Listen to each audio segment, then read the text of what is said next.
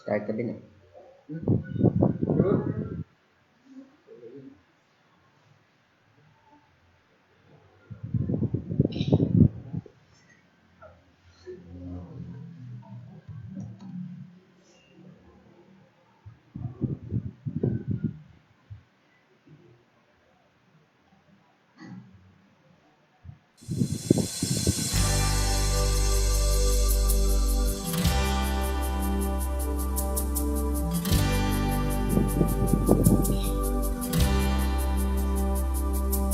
You molded every mountain, you poured out every sea. The world is your creation, and yet you're here with me.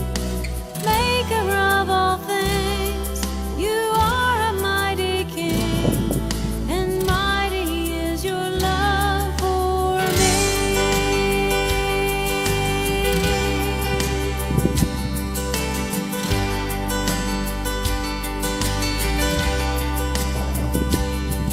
You molded every mountain, you poured out every sea. The world is your creation, and yet you're here with me. Maker of all things, you are a mighty king, and mighty is your love for me.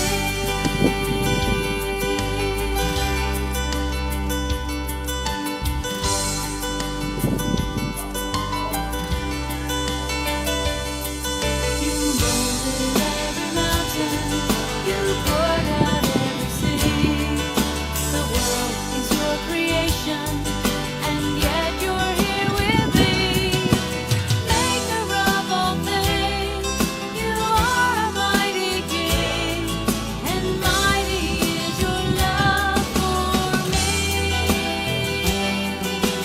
Mighty is your love for me. Mighty is your love for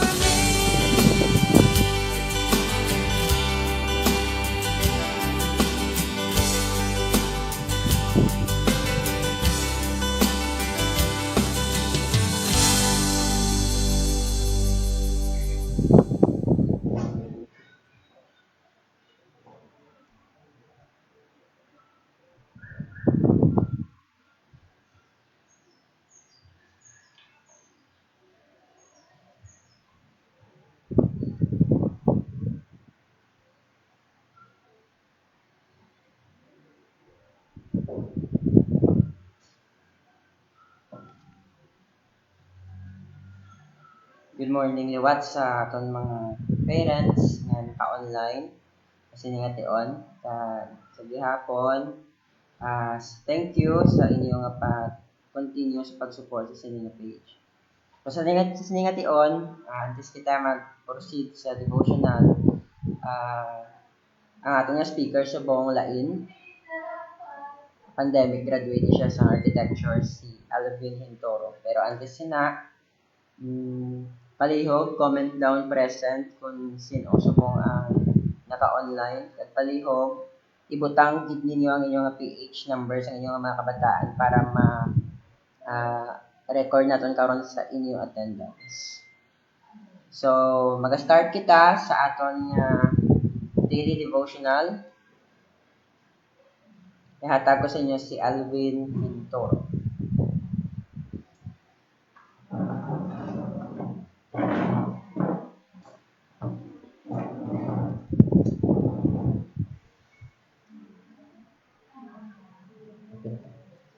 So, ngayong aga sa atong mga ginikanan dira sa pagsugod sa aton devotional subong aga magawa kita. Alam doon din nga namon nga may nagapasalamat kami sini nga kay Kinan kung sa diin maka-reflect kami sa imo pulong. Kabay patagan mo kami sa kinaalam sa paghangop sini and we trust everything in the name of Jesus. Amen. So, pag ako nga may Bible kamo dira, pagabuksan naton ini sa Efeso 5:15 hasta sa 16. Nyan, tanawa sang mainandamon kung paano ang pagawi ninyo. Hindi subong nga di maalam, kundi subong nga mga maalak nga nagahimulos sang kaygunan subo nga ang adlaw malaot busa dili kamo magpakabuang kundi maghangop kung ano ang kabubuton sang Ginoo. So hindi man sa aton likod subo nga mga tinion kung sa diin ang kalautan sa sining kalibutan nagadata na gid.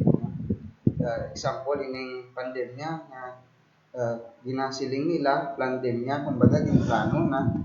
So ang tao damo lang gid na imo nga mga butang para nga maka-gain sang kwarta, puro lang tanan naisip ang kwarta. So ang tao naga-create sang mga malawat nga butang just like sa hindi COVID, declare COVID para makakuha sang fund. Tapos gamiton man lang sa hindi mga maayo nga mga buluhaton which is naghambal sa Bible nga in the day subong evil na gid nagapakita na gid nga kung anong kalaod sang sini nga mga inadlaw siling sang Bible. So ano bala ang aton himuon para kita mangin aware sang kabubuton sa Ginoo. So ano bala?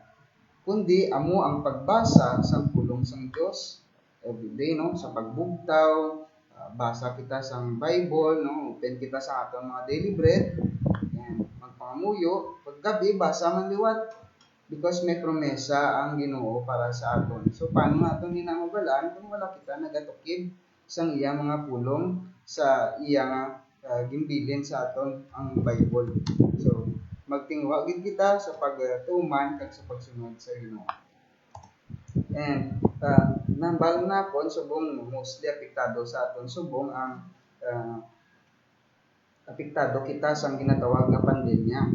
So ang iban nagakadulaan sang obra, ang iban wala na sang may ginanegosyo, nagsara ng ilang mga baligyan, kag iban pa nagabatsag sang kaimulon. So isa sa ako nakita subong nga madahog gid kag suno sa akong eksperyensya, ma-introduce ako sa inyo sa nga isa ka produkto. So Sir Earl, ipakita nato nini. Amo ini siya ang betta fish, no? Betta fish or fighting fish which is mabakal subong sa market. So ipakita na kung ano sa kabakal sa market sa subong. So kung makita naton dira sa picture, so may present situation da before. So before tama kadamo na dang display ko, bali duwa na da ka layer kag ang iba nara pa da sa may lamisa kag ang sa kilid way ko madala. So bali damo na siya. Pero pag abot sang pandemic kag bisan wala pa pandemic, nagakaubos ina siya bisan ano kadamo nga akong breeding. So nagapakita lang nga kung ano kabakal ang beta subong bangod sang ang mga tao wala sang obra, damo stress kinahanglan nila stress reliever. So ang tao nagapangitagid sang kalingawan kag mga sideline subong which is nga kung itudlo ko ini sa inyo may posibilidad nga magpatok ini nga negosyo kag magdugang sikat kag magdemand. So which is good source of another income naman para sa inyo. So sa sini nga time no ipakita ko ang mga orders para nga hindi kita maghambal na istorya lang ni aton. So ara example sa mga orders kung ano sa kabakal, then kung ano kanami ang iyang market subong. So hindi man lipod sa aton, may mga gusto gid sa aton nga family na kung sabihin na gusto nila magsagod-sagod, how much more nga ikaw ang masupply sa sinang mga tao sa pagsagod sa mga isda nila no, ikaw ang mabaligya sa ila to. If sa bilog nga Iloilo, di na mo damo panimalay gusto maglisda, ikaw ang masupply, hindi kaya nubsan. So may imagine mo gid nga mabakal basta na mainganyo lang sila kag matudluan lang sila kung paano magsagod kag kung paano man mag-breed kay gusto na nila sa magsagod-sagod no. So sa sini nga time pagkatudluan taka mo kung paano mag-breed sini nga betta fish. So may project kami nga tutorial dire.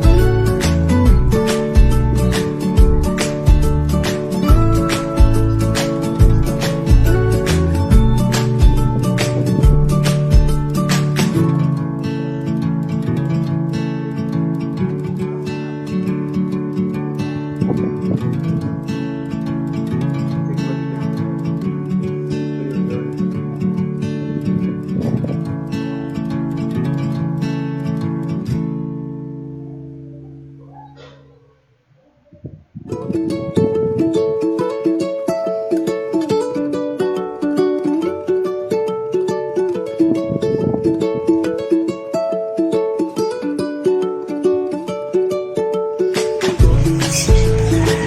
another pleasant day, everyone. This is the part 3 of our tutorial. This tutorial is all about preparing our breeding equipment.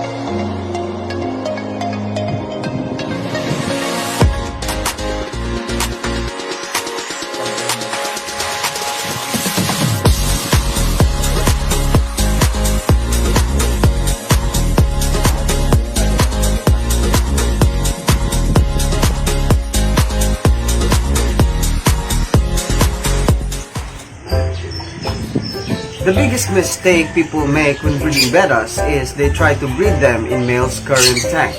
Don't do that.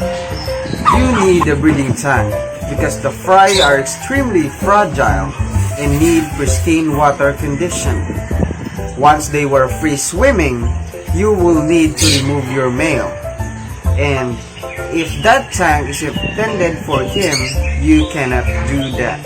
So what are you going to need if you want to have a successful breeding tank? You need empty 10 liters cut PET bottle. Or if you don't have, replace this one with this unused plastic Tupperware.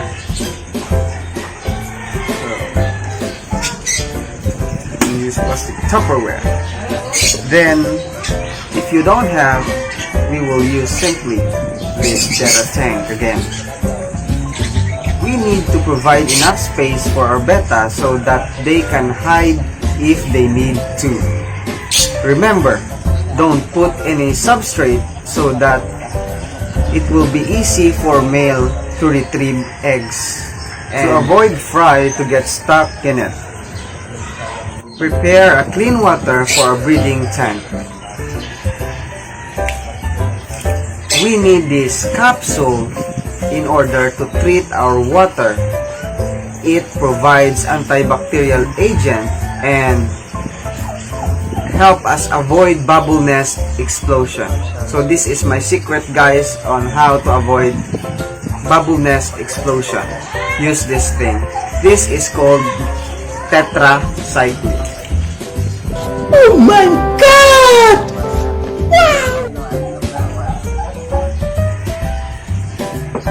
Use some small amount of this.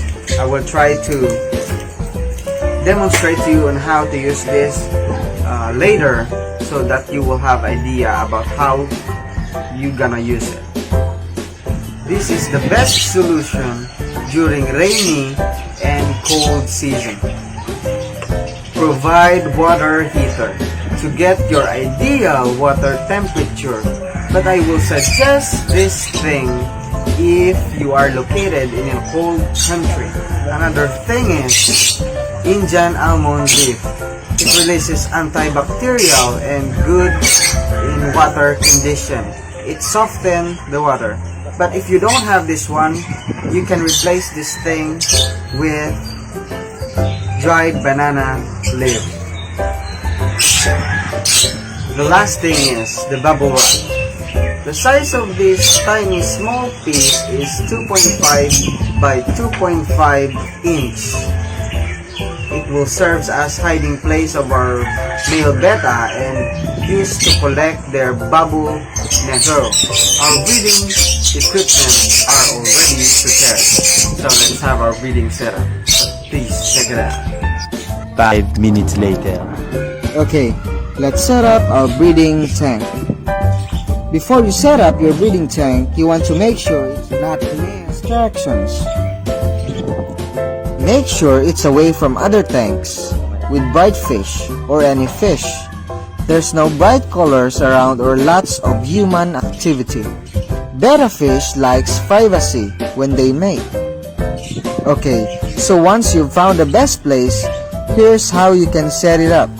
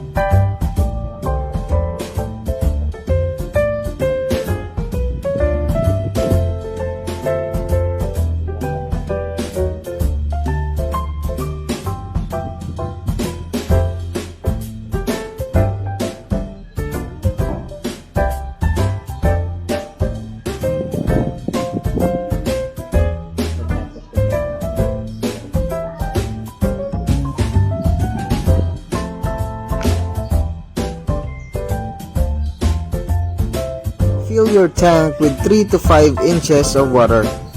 Newly hatched fry will have difficulty reaching the surface to breathe and feed if the water is too deep. And high level water creates cooler temperature.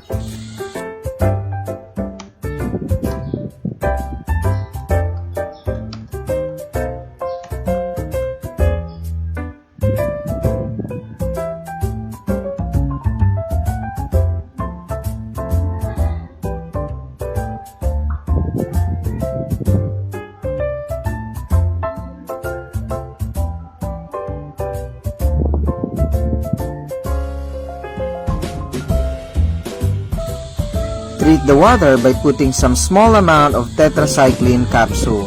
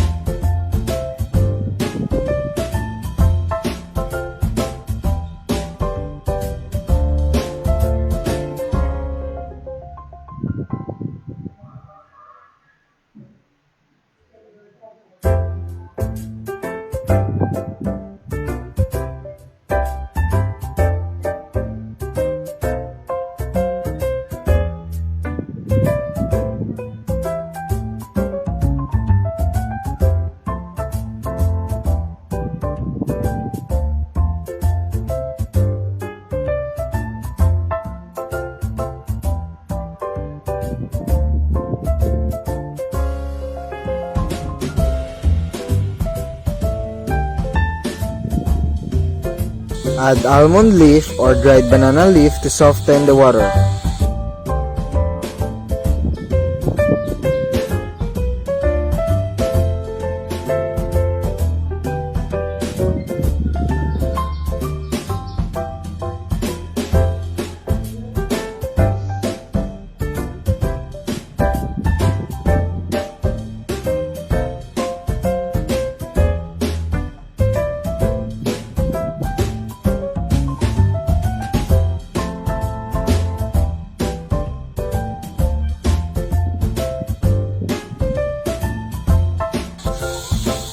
put bubble wrap or styrofoam cup in order to prevent the bubble nest spread out.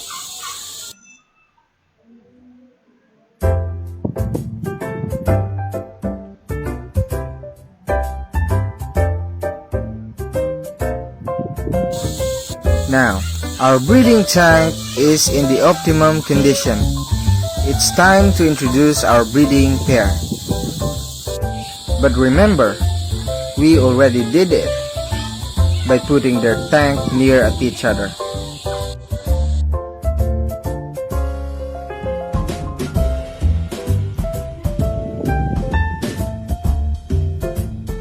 We will put the male beta to the breeding tank first.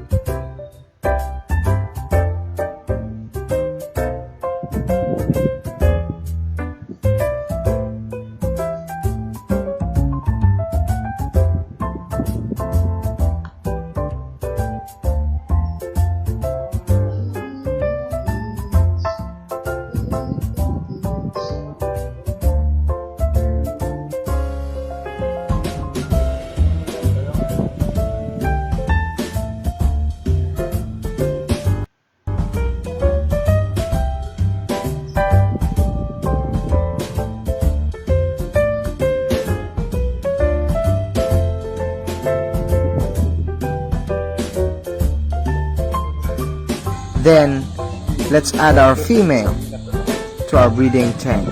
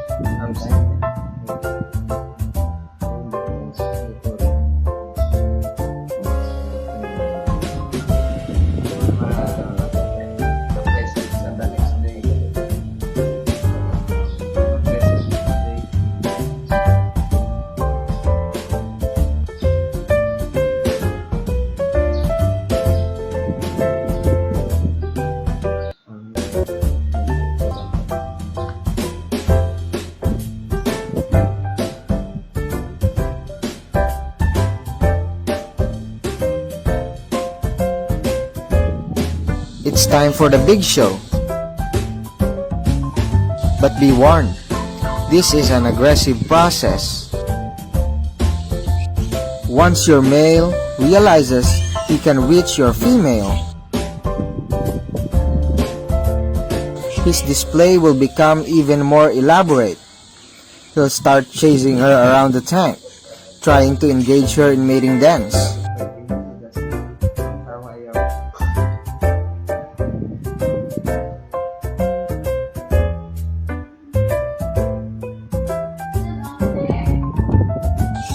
Notice that the male start building his bubble nest again. He'll spend its time darting back and forth between building the nest and showing off. Over the next few hours, can be between 2 and 6 hours, you'll see a lot of chasing and biting. This is normal behavior, but you should keep a close eye on what is happening, just in case it turns sour. Throughout the process, your female will keep checking on the nest. Once she decided it's ready, the mating dance will begin. They'll spread their fins and swim side by side, stopping over a few inches to flare at each other and display their sides. If your male doesn't feel like she's in awe of his performance, he'll nip and chase her around before dancing again. Your female may then seek a place to hide again until she is ready to spawn. She'll continue to hide until your male finds and chases her out, or she feels ready to approach the male herself. The way your female initiates spawning will depend on her personality. Some will directly swim up to the male with their heads down and fins clamped to show her submissiveness. Others will charge the nest, banners flaring, and challenge the male to spawn.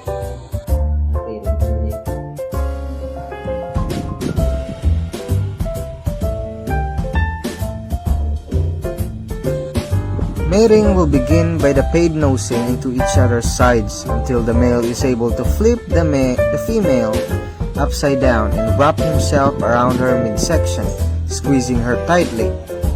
Once they have nailed it, they'll then either float to the surface or sink to the bottom.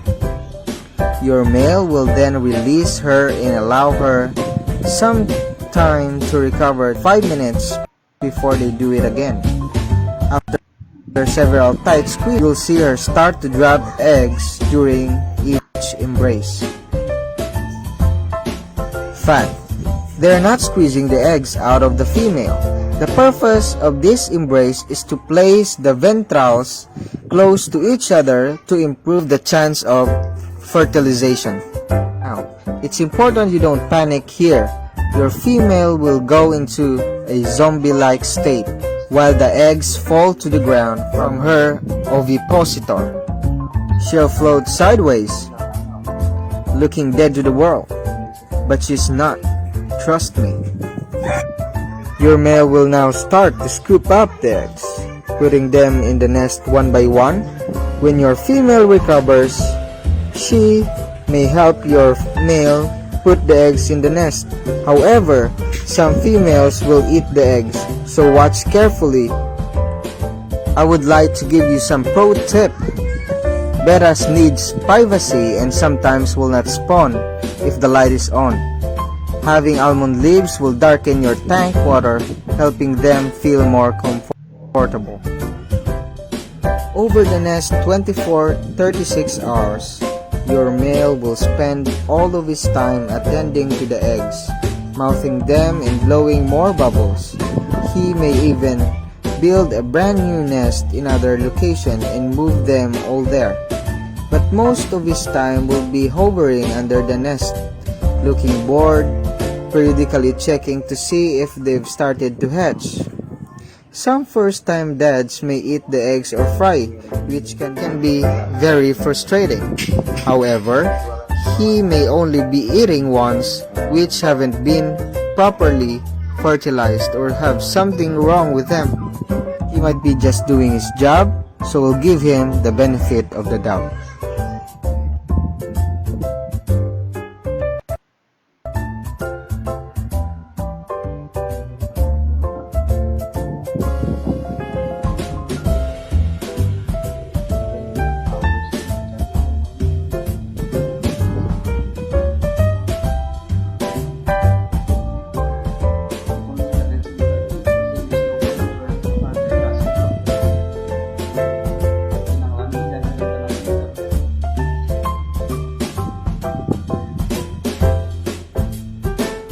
When your fries start to hatch, their wiggling can shake them loose from the bubbles and they'll fall. If your male see, he'll catch them and put them back. When they'll start to hatch, he'll be very busy darting around to catch them and put them back.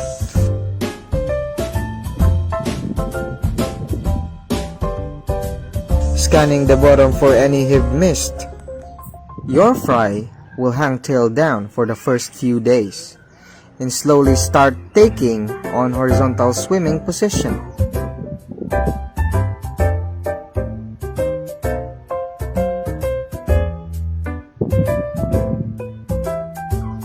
Once they were free swimming,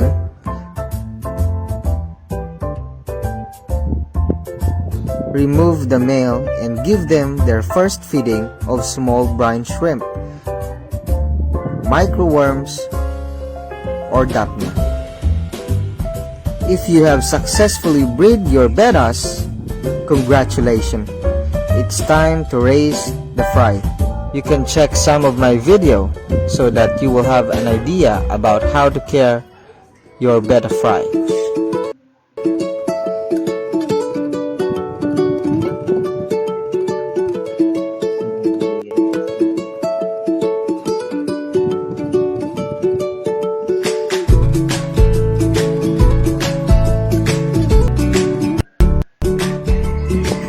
If you like my tutorial video, please like, share, and subscribe so that you will be updated for more tutorial videos. God bless everyone.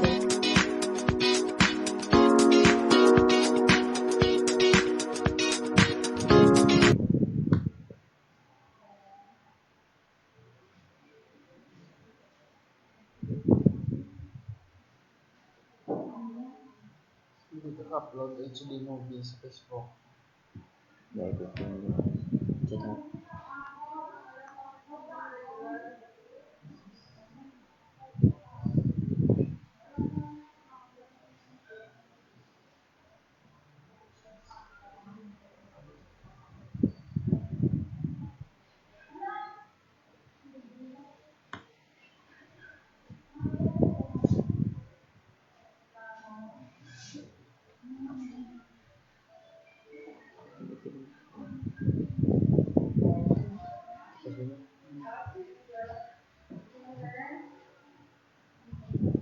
So, ara na natapos na naton nga tutorial sa breeding.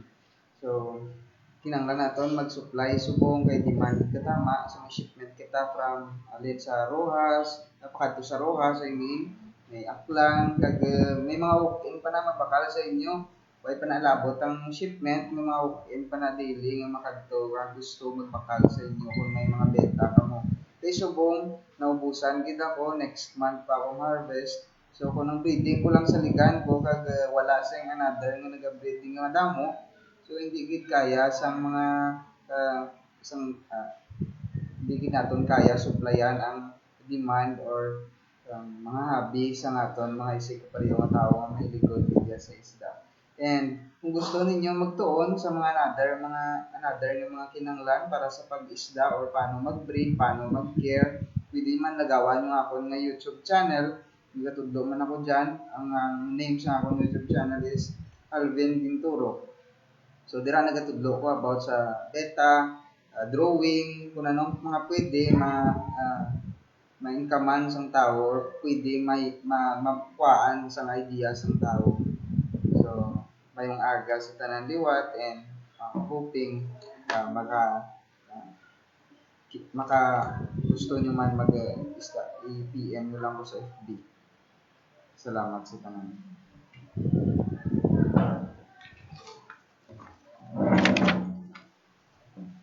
Sige, kabay pa nga naka-learn din kita sa datong tutorial ng English na natin kay damo man yung may mga foreign man sa YouTube mga kalantaw. So, again, kung gusto ninyo magnegosyo isda, siyempre PM lang si Sir Alvin. So, sa siningat yun, nagpasalamat din kita kay Sir Alvin. No? Thank you again sa time at sa availability nga mag-share sa itong knowledge kung paano ang pagsagot, pag-care sang isda. So, sa siningat yun, makadto kita sa atong announcement. Ang una nga announcement, based sa among meetingan kagapon, ang home-based learning speaker naton. May seminar sa home-based learning. This is online also sa mga ginikanan. Very important kaya nga mamati kag makita o tagid ang time ta Kag syempre expected gid nga kung sino ang present diri sa online ta once a week. Kabay nga madamo man kamo ma-encourage pagid nga mag online man or mag request lang for approval na maging member sa sining nga page. Kay kasubong or sa next week proceed kita sa seminar, sa home-based learning seminar na ay pagaduloong ni Ma'am Gift sa September 10, 2020. So September 10, i-post ko lang dire kung what time ang discussion ni Ma'am Gift sa home-based learning speaker. So kabay nga ma-present naman ang tanan kag madamo pagid ang present next week. Next is our birthday gift shopping. So may textan or may PM ako kagapon nga sino ang sa ma-shopping karon by 2 PM sa Robinson's Ungka. Kag palihog hindi pagdalon ang mga kabataan. So kamo lang gid nga mga ginikanan nanay, tatay o kontiyo ang mag-representar sa iya. So next, meron kita awana training. So ang ining topic kasubong among livelihood. So sa livelihood dili kita na ma-stop sa aton regular nga online for parents kay after kay Ma'am Gift nga mag-seminar sa inyo sa home-based learning, ma-proceed kita sa masugpon si Ma'am Mimi part man ka home-based learning. Then mag-proceed kita sa awana training, mga good for 2 months na yung awana training. So ikadulong kaninyo ni Pastor Allen kag ni Ma'am Nori ang aton awana training sa mga ginikanan. So expected man ang inyong presence diri sa aton online. Next, sa mga may letter writing. So may schedule letter naman nga nag-abot sa ligad sa subong ation alin pagagapon nag-chat kami kag nag-message sa mga ginikanan na may letter schedule. So ang schedule letter ngani good for opening class. So tandaan ta pirmi ang kung magsulat kita ka letter, tandaan ta nga hindi tayo pagalimutan ang greetings, ang closing, ang signature sa inyo bata. Kag ang drawing pagin sa likod kay iba nang sa paki-recheck nyo lang gid mga ginikanan nga ang drawingan gid sa likod ang may ngaran nga pagguhit. Kay pag submit lang ang iban wala drawing sa likod. So next announcement. So sige, i-announce ko lang ang dapat kamakulon kung ano may label ang aton nga gift no beneficiary gift, may ara kita birthday gift, may ara kita general gift kag family gift. So ano ba lang dapat pamakulon sa birthday gift? Ang birthday gift intended lang sa sponsored child. So sa birthday gift kung groceries dapat panghanda ng gid baklon, panghanda ng gid tanan.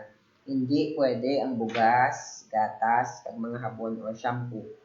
Pwede ka bakal sang bayo or educational toys, pero para gid gyapon sa bata kay iya ina birthday.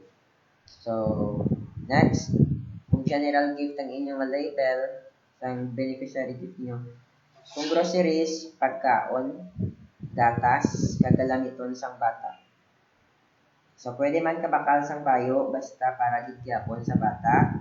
Exclusive gid lang ini sa kinahanglanon sang bata. Amo man sa do parehas man sa birthday gift. Pero sa general gift, pwede nakapapakal, gatas, or mga garamitan na, for example, sa eskwelahan. Next, sa family gift.